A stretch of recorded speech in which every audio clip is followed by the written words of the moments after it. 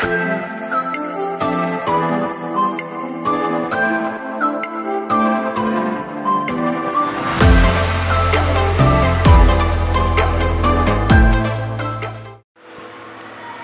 everyone, this is me, Teacher Shelly in Sawan. So sa araw po na ito, panibagong video, panibagong kaalaman naman po para sa ating mga kababayan na may Hep B. Matagal-tagal din po ako nakapag-post at last video na nai-upload ko about sa Hep B is last February pa ata yun or March. So ang dami pong mga comment doon na hindi ko na-replyan kasi sobrang na-busy na rin po sa work, especially po na last March nga ay naglipat ako ng school. So, medyo na-busy at wala talagang time. Tapos, parang naset aside ko na rin po yung pag-upload ng video. Although, naisip ko kasi hindi naman ako kikita. Pero, parang, ayun nga, nag-sync yun ulit sa utak ko na, sabi ko kasi, as long as makapagbigay ako ng information sa mga kababayan ko na may Hep B rin.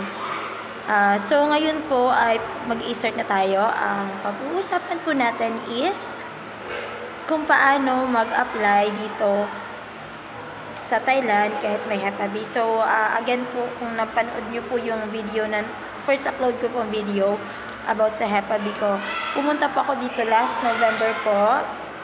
Last November 2022, exactly November 16, 2020 po nang dumating po ako dito sa Thailand. So, mag-1 year na rin po ako dito. Hala, parang kailan lang mag-1 year walang ipon. Grabe ba? Charis. So, okay lang yung ipon. Hayaan nyo na yan. Makapag-ipon pa tayo sa mga susunod pa nating buhay. Charis. So, yun nga.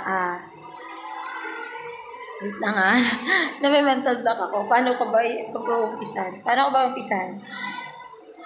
So,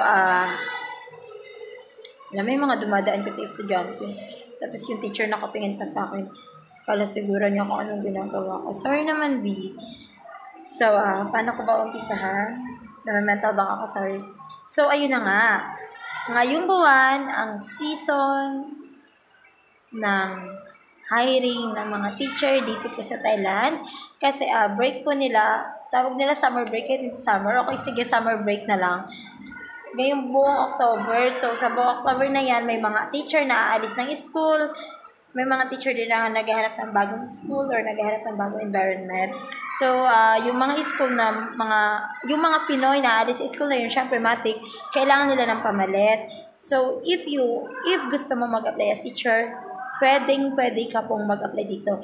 Basta sinasabi ko po lagi, dapat college graduate. Huwag nyo naman pong itanong kung pwede po yung high school graduate mag-work dito, kung pwede ang 2 years lang. Alam po ulit-ulit, yun po sinasabi na dapat po ay college graduate ka para makikipagturo ka dito.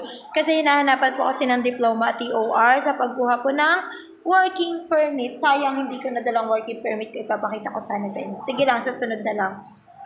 Tapos, ayun na. So, eto talaga video ko na to is para sa may mga Hep B. Again, Hep B. So,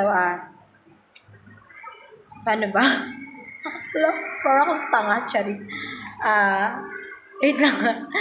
So, ayun. Una nyo pong gawin is maghanap kayo sa Facebook ng mga school na nag-hire ng direct dito sa Thailand. Kasi tulad po ng ginawa ko, ako po nasa Pinas ako noon, nag-hanap-hanap lang ako sa Facebook ng mga hiring na school. Tapos ayun, may nakita kong school. In-interview nila ako. Tapos after nun, willing silang mag-provide ng documents. May mga school na gano'n na willing silang mag-provide ng documents para sa working visa mo sa Pilipinas para madali kang makaalis.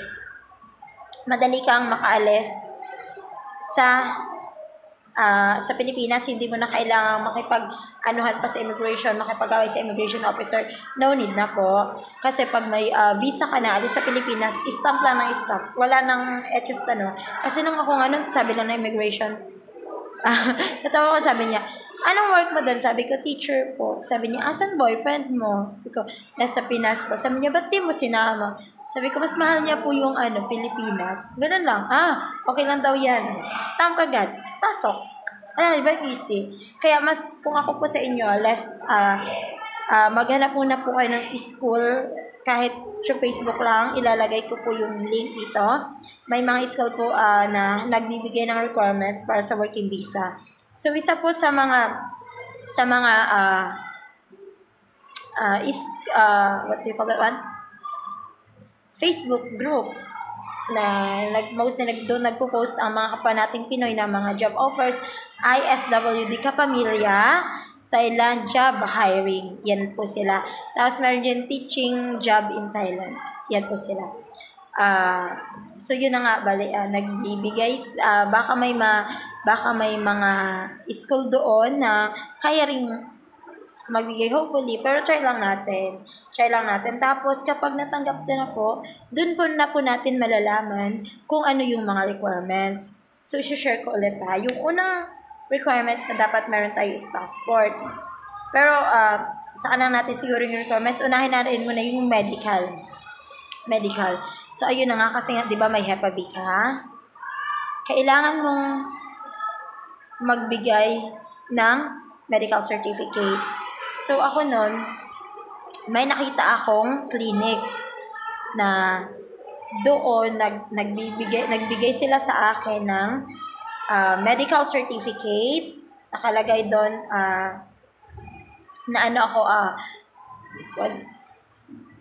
non-reactive yung Hep B ko. Pero kasi yung Hep B kasi, hindi naman kasi yan nakakahawa. As in, sa dugo lang yan. Andiyan lang yan sa dugo natin.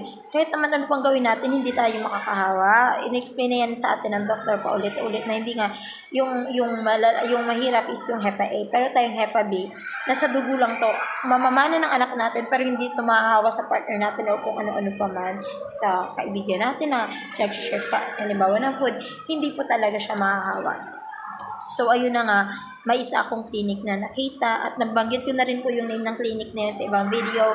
Kung gusto nyo pong itanong sa akin kung ano yung mga clinic na yun, pwede nyo po akong i-message sa my Facebook account at pwede po kayong i-guide papunta doon. So, ayun, kapag naman na non-reactive na kayo sa medical certificate nyo, promise, wala na kayong poproblemahin. Promise. Ina-assure ko yan sa inyo na wala na kayong poproblemahin. So, sa mga kababayan ko po na may Hep B, huwag kayong mawawala ng pag-asa. Although minsan nasasaktin din ako sa partner na nandyan pa sa Pinas na gusto mag-abroad. Pero kasi hindi nga makaalis. Kasi po, yung like Saudi Arabia, Qatar, Dubai, try din po ako mag-apply dyan, pero bawal po kasi talaga yung may Hep B. So, ina-encourage ko po kayo na dito na lang po kayo sa Thailand. Kung college graduate po kayo, pwede po kayo mag-apply dito as teacher. Tapos kung college level naman, ang alam ko lang tumatanggap ang hotel ng college level. But the problem is, hindi kayo mabibigyan ng working permit. So, mahirap pa rin. So, etong post ko na rin naman na to, yung video ko na to, is para lang sa mga college graduate na may Hep B. Sa susunod kong mga video, maghahanap ako ng mga trabaho dito sa Thailand na pwede ang high school graduate. Kasi yung nanny, ang alam ko, kahit high school graduate ka, pwede ka. So, yun lang po. Thank you, everyone. Thank you for watching. See you soon here in Thailand. Fighting!